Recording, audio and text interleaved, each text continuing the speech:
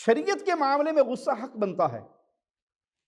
بیٹے نے فجر کی نماز نہیں پڑھی جماعت سے، حق بنتا ہے اس سے غصہ کیجیے، ناراض ہو جائیے، سزا دیجیے. بیٹی بے پرد باہر نکلتی ہے، اجازت نہ دیجیے، حق بنتا ہے کہ اس پہ غصہ کیجیے. آپ کی بیوی اللہ کی حدود کو توڑتی ہے، یہاں غصے کا مقام بنتا ہے. کہ آپ کا بھائی ہے، آپ کا قریبی ہے، آپ کا عزیز ہے، اس کے جملے اللہ کی شریعت کا مذاق اڑا رہے ہیں، اب آپ خاموش بنے بیٹھے رہیں کہ نہیں غصہ نہیں کرنا، یہاں غصہ کرنا ہے. موسیٰ علیہ السلام کی قوم جب خالق و مالک سے منہ موڑ کر ایک بچڑے کی پوجا کی طرف چل پڑی تو پھر قرآن حکیم کی آیت کو سنیے. وَلَمَّا رَجَعَ مُوسَىٰ إِلَىٰ قَوْمِهِ غَضْبَانَ أَسِفًا قَالَ بِئْسَ مَا خَلَفْتُمُونِي مِن بَعْدِي.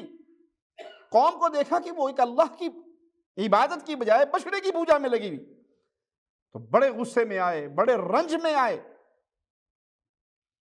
اپنے بھائی کے سر اور داڑھی کے بالوں سے پکڑا. یہاں غصے کا مقام بنتا ہے. شریعت کی حدود کو پامال کیا جائے اور میرے ماتھے پہ بل نہ پڑے، میں اپنے گھر کے اندر اللہ کی شریعت کے حکموں کو ٹوٹتا ہوا دیکھوں، میری اولاد، میری بیوی، میرے عزیز، میرے بھائی، اور میں خاموشی سے بیٹھا رہوں، تو یہاں میں نے گونگے شیطان کا کردار ادا کیا ہے.